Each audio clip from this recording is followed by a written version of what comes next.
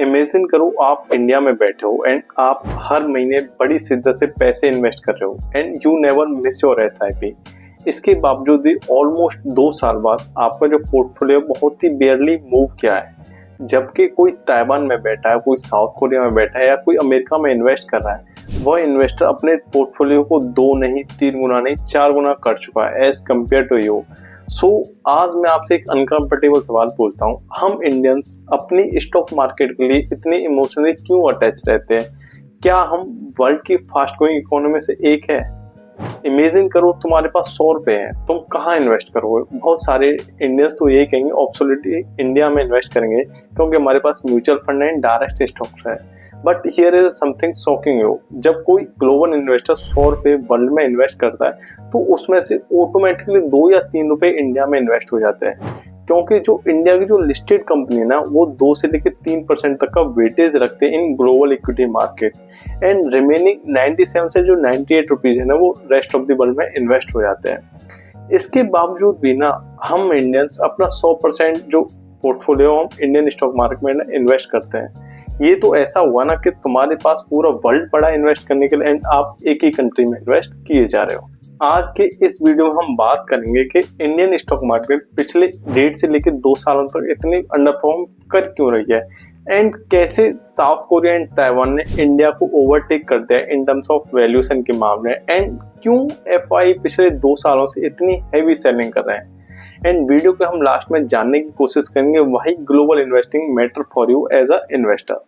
सबसे पहले हम बात करते हैं आज हम खड़े कहाँ हैं। एज ऑफ मिड 2026 तक वैल्यूएशन के मामले में ना ग्लोबल रैंकिंग में यूएस नंबर 1 पे है, followed by China, Japan and Hong Kong. अब हम ना थोड़ा टाइम ट्रेवल करते हैं कि 18 महीने पहले जो हमारी इंडियन स्टॉक मार्केट है वो नियरली 3.5 टाइम्स बड़ी थी as compared to South Korea and Taiwan. 18 महीने पहले ना हर कोई इंडिया में इन्वेस्ट करना चाहता था। FI loved India, global funds loved India and even retail investor, जिसकी वजह से ना India became the 5th largest stock market in the world by market cap. लोगों का मानना था India will overtake soon Japan को पीछे छोड़ दिया, बट कुछ महीने बाद ना सब कुछ बदल गया। पहले ताइवान ने इंडिया को पीछे छोड़ा, hold the 5th position and followed by south Korea ने इंडिया को पीछे छोड़ा in terms of valuation, hold the 6th position. हम फिसल करना 7th पोजीशन में आ गए with market cap of $4.84 trillion. क्या हमारी इंडियन इकोनॉमी सडनली वीक हुई? नहीं। क्या हमारी इंडियन कंपनी के जो प्रॉफिट्स है वो गिर गए? नहीं। बट इससे भी ज्यादा बहुत कुछ बढ़ा हुआ है। The world's entered in AI cycle. इसे ना एक गोल्ड रश की तरह समझो, जिसने छेनी एंड हथौड़े बेचे थे वही अमीर हुआ। सेम चीज एआई के साथ हो रहा है। हम ओपन एआई के बारे में बात करें, हम चैट जीपीटी के बारे में बात करें, पर एक्चुअल में पैसे कौन बना रहा है? वो कंपनी जो एआई चिप्स बनाती है। ताइवान के पास TSMC कंपनी है जो वर्ल्ड की 90% मोस्ट एडवांस चिप्स बनाती है and these chips are essential for smartphone, AI and high computer के लिए यूज होता है। एंड वहीं साउथ कोरिया के पास सैमसंग एंड SK हाइनिक जैसी बहुत बड़ी कंपनियां हैं जो हाई बैंडविड्थ मेमोरी बनाती है एंड हाई बैंडविड्थ मेमोरी बनाने के लिए फेमस है। ग्लोबल मार्केट में ना नैरेटिव बहुत ही सिंपल है। सेमीकंडक्टर आज के टाइम पे एक नया ऑयल है एंड वहीं ताइवान एंड साउथ कोरिया कुएं हैं। इंडिया के पास ऐसी कोई large scale listed AI hardware company नहीं है जिसकी वजह से जो इंडियन स्टॉक मार्केट में थी rally. Now look at India. Since September 2024 से निफ्टी एक लंबे कंसोलिडेशन फेज से गुजर रही है विद अर्निंग ग्रोथ बहुत स्लो हो गई है। जो हमारी वैल्यूएशन थी वो बहुत महंगी हो गई एंड फॉरेन इन्वेस्टर लगातार अपना एक्सपोजर कम करते जा रहे हैं। पिछले 2 सालों में फॉरेन इन्वेस्टर ने इंडियन स्टॉक्स को ऐसे सेल किया जैसे उनके लिए कल हो ना हो। Look at the comparison. साल 2025 में फॉरेन इन्वेस्टर ने लगभग 1.66 lakh crore worth of Indian equities को सेल किया। वहीं साल 2026 के फर्स्ट हाफ में फॉरेन इन्वेस्टर की तरफ से रिकॉर्ड तोड़ 2.70 लाख करोड़ की हैवी सेलिंग देखने को मिल रही है। साल 2026 के पहले 6 महीने में एफआई ने इतने पैसे मार्केट से बाहर निकाल लिए ना, जितने उन्होंने साल 2025 के पूरे साल में नहीं निकाले थे। इसके बहुत सारे रीजंस हैं, बट उसमें से मेन रीजन है valuation concern. Indian stock market लगातार उसकी वैल्यूएशन बहुत ज्यादा हाई पे चल रही है as compared to historical average, जिसकी वजह से जो फॉरेन इन्वेस्टर ने प्रॉफिट बुक करना स्टार्ट कर दिया एंड दूसरा रीजन है जियोपॉलिटिकल टेंशन। जियोपॉलिटिकल टेंशन की वजह से जो क्रूड ऑयल की जो प्राइसेस हैं वो $100 पर बैरल को क्रॉस कर गई, जिसकी वजह से जो इंडियन इकोनॉमी है वो डीपली इफेक्ट हुई, बिकॉज इंडिया 80 to 85% जो क्रूड ऑयल है ना वो विदेशों से इम्पोर्ट करता है। ऐसा नहीं है कि जो फॉरेन इन्वेस्टर है वो सडनली इंडिया को हेट करने लगे। They found better opportunity and पैसे को उन्होंने शिफ्ट किया towards America, Taiwan, China, because AI की वजह से उन्हें लोअर वैल्यूएशन देखने को मिल रही है।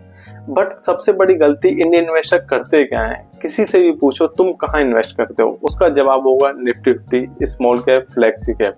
बट स्टिल इन इंडिया जिसे हम होम कंट्री बायस करते हैं ये सेफ है, बट जो आपकी जो ने ना एक कंसंट्रेटेड रिस्क ले रखी है इन योर पोर्टफोलियो। सपोज करो पूरे वर्ल्ड में 100 कंपनियां, वहीं हमारा देश 2 से 3 कंपनीज को रिप्रेजेंट करता है इन ग्लोबल इक्विटी मार्केट में। इसके बावजूद भी इंडियन इन्वेस्टर उन 2-3 कंपनियों को खरीदने की बहुत ही होड़ में लगे हुए हैं एंड दे कम्प्लीटली इग्नोरिंग 97 से 98 कंपनीज, जिसमें उस आती है एप्पल, माइक्रोसॉफ्ट आती है, एनवीडिया एंड टीसीएमसी जैसी बहुत बड़ी कंपनी आ रही है जिसे हम इग्नोर कर रहे हैं। Global investing is not about batting against India, it is about owning business जो इंडिया में एग्जिस्ट ही नहीं करते, जैसे एप्पल इंडिया में एग्जिस्ट नहीं करता है, माइक्रोसॉफ्ट, गूगल एंड टेस्ला। ये कंपनी ना टेक्नोलॉजी सेक्टर में डोमिनेट करते हैं, भाई इंडिया के पास ऐसा कोई कंपनी नहीं है and India have limited exposure. And एक और रीजन है कि आपको ग्लोबल इन्वेस्टिंग क्यों करनी चाहिए, दैट इज करेंसी डेप्रिसिएशन। सालों से भारतीय रुपया हर साल 3 से लेकर 5% तक गिरता जा रहा है अगेंस्ट द यूएस डॉलर। अभी रिसेंटली रुपये ने अपना नया all time high low create किया है 95 to 96 अगेंस्ट द डॉलर। सोचो अगर यूएस मार्केट सालों तक फ्लैट रहती है, 0% देती है, तब भी आपको 3 से 5% का रिटर्न मिलेगा in US market, because US dollar लगातार मजबूत हो जाता रहा एंड रुपया हर साल 3 से लेकर 5% तक गिरता जा रहा है। नाउ मेन क्वेश्चन आता है रिटेल इन्वेस्टर की तरह से कि हम कितने % पैसा ग्लोबली इन्वेस्ट करना चाहिए। एक आता है कि कोई नहीं जानता कि अगले साल कौन सी कंट्री आउट परफॉर्म करेगी, हो सकता है इंडिया, हो सकता है अमेरिका या कोई और, क्योंकि मार्केट साइकिल्स में चलती है। कोई भी सिंगल कंट्री हर मार्केट साइकिल में टॉप पर नहीं रहती, that's why diversification exist. As a long term investor आपको 60 to 17% पैसा इंडिया में इन्वेस्ट करना चाहिए एंड 30 to 40% पैसा ग्लोबली इन्वेस्ट करना चाहिए, क्योंकि इंडिया एक ना एक fast growing economy and I truly believes on India economy. But मुझे ना एक क्वेश्चन का आंसर देना इन कमेंट बॉक्स में कि आपके पास पूरा वर्ल्ड पड़ा है, आपके पास 100 अपॉर्चुनिटी अवेलेबल है, then why you invest in India only for 2 to 3 opportunities.